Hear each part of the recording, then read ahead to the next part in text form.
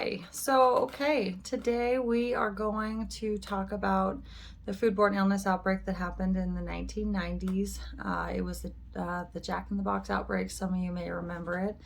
So back in the 1990s, today we have regulations that require certain strains of bacteria and illnesses are required to be reported to the health department, and the health department tracks, how much of it in the community we have, similar to what we've seen with COVID and how they track the numbers for COVID, right?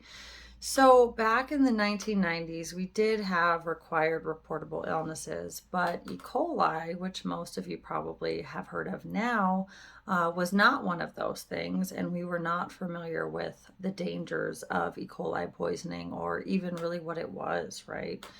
So what happened? It's a very sad story, and I think it's a compelling story. It's an important story to know about in terms of the way that I use it in my classes is to help students understand how important all the little things that we talk about in the class are, right? Because what ultimately happened with Jack in the Box was that the one piece that made them liable for so much damage was a small piece in a lot of senses, right? And I'll give you the numbers of how much they were liable for when we get to the end of this story. But so here's what happened. So back in 1992, on Christmas Eve, a little girl named Lauren Rudolph, she was about 6 years old at the time, healthy child, just a normal child, right? Her mother, Roni, kept her home from school because she was sick, and she kind of had like your typical case of the runs, nothing to be concerned about, until both Roni and Dick, Lauren's parents, I oftentimes mix up the names, so I apologize for that, but Roni and Dick noticed that Lauren had blood in her diarrhea. And so at that point, they called her pediatrician, and he said to take her to the emergency room.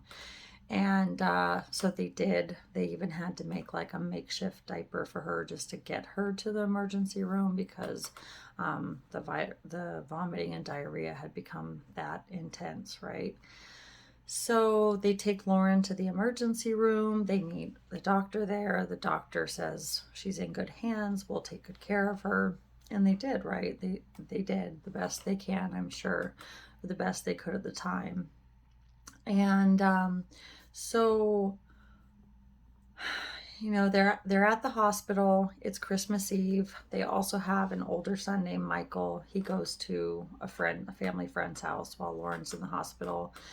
And they put Lauren on heavy painkillers and they sedate her, and they're all confident that she'll be able to sleep through the night.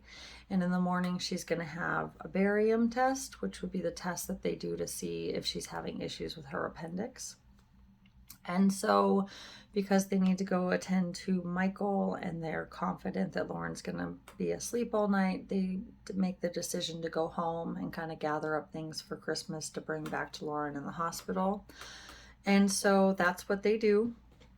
And as Roni's gathering up Lauren's Christmas dress that was a present and some other things like that, she was in Lauren's room and she found a handwritten note that said, "Dear Santa, please make me feel better for Christmas. Love, Lauren." Roni, of course, was very emotional about this, and she just continued on gathering up the stuff to bring back to the Lauren, still kind of thinking that this was a temporary interruption, if you will. Lauren was sick. She was in a good hospital. She had good doctors. She was going to get better, right? Temporary interruption. And so the next morning they go back, all three of them, Lauren, Dick, and Michael, go back to the hospital. And I think I mixed up the name, but Lauren at the time is awake and able, she's cohesive or coherent. This is the first time I've filmed a video like this. I shouldn't even say that, but anyways, so the results of the barium test come back and they're negative, meaning Lauren does not have appendicitis, meaning they don't know what's going on with her. Her body is completely shutting down and they have no idea why, right? So it's just a terribly awful situation. So at one point, I believe Roni had taken Michael, the son, maybe to lunch or breakfast or something like that. And she came back, and Dick had been with Lauren. And Dick, it was obvious that he'd been crying. And he had been in the Vietnam War. He'd seen unimaginable horrors. And since then, he typically just didn't cry. So Roni knew something was very awful. So she stepped away from Michael and she asked Dick, she said, "What happened?" And Dick said, "Lauren told me that she knows she's going to die, that she just knows."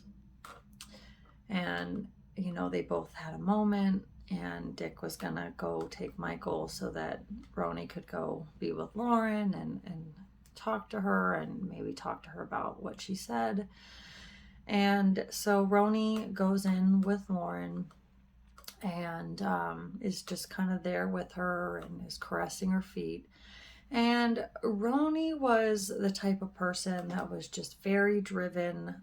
There wasn't a thing in the world that she couldn't take care of or fix, right? She waited until she was in her maybe mid-30s, which is fairly common these days, but in her mid-30s to have children. And the way she looked at it, especially back then, was just that she waited so long to have children. She didn't want to put them in daycare or anything like that. She wanted to have her kids with her and be responsible for them. And when the children, got to school age, they went to school. And then Roni was a very well-established interior design person, was her career. And so after school, Lauren would come to Roni's work and Roni would teach her about interior design, and they're just, everything was in their control in a sense, and they just, anything that was a problem they would fix, I guess you could say. And so, Roni's kind of lost in thought about this. She's not used to sitting still and waiting on such a huge thing to try to find out what's going on with Lauren. And she realizes that she got lost in thought, and she looks up at Lauren and her lips are blue. And she just starts screaming. She starts screaming, "Oh my God, somebody help me. Somebody help me right now," right? And the nurses come in and the doctor comes in.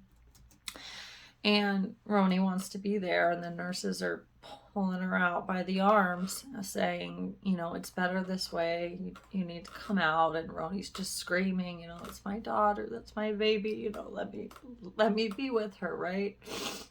And I don't cry this much. I always cry, but I don't really cry this much. I've told this story so many times. It's just such a horrible thing. And so Roni goes out to the waiting room. She's with Dick, and they're waiting again, right? And the doctor comes out, and he takes Roni by the hand, and he says that we got her stabilized. She's in a medically induced coma, and she had a heart attack. And Roni says, "How can an 8-year-old girl or a 6-year-old girl have a heart attack?" And the doctor says, he starts talking about the loss of oxygen to her brain. And Dick says, "Is she going to survive? What does this all mean?" And the doctor goes on to say that, if they are able to, bring Lauren back, essentially, that she's not going to be the Lauren that they knew. She suffered probably a significant amount of brain damage from loss of oxygen to her brain, and she wouldn't be the Lauren that played sports and was active and all those things, right? And so it may have been the situation or the condition of Lauren that they could see, but both Dick and Roni knew. They knew that she was gone, and that they wouldn't ever get her back, and that they couldn't put the family through anything else more than what they were already going through. And so, they made the decision to take Lauren off of life support. And the nurse asked Roni, is there anything that you'd like to do before we take Lauren off life support? And Roni said, well, I promised Lauren that I would paint her toenails before Christmas. And the nurse said, what color would she like? And Roni said, bright pink. She was a girly's girl. And so the nurse was gone for a few minutes, and they put Lauren in the beautiful Christmas dress that she never got to wear, in some sense. And Roni painted Lauren's toenails. And she'd never done something so deliberately in her life, so intentional, and each toenail was just so intentional. And eventually they took Lauren off of life support, and she was gone, and she was fine just a few days before, right? She was fine. So unfortunately, Lauren was not the only child to die from this outbreak. There were a total of 4 children who lost their lives from the outbreak. That I'll tell you what happened.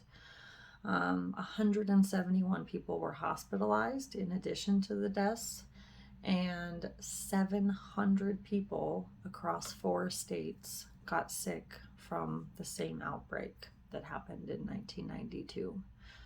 If you want to hear about that story, hit like and subscribe, and I'll tell you all about the Jack in the Box portion of the story in my next video. Thanks for listening.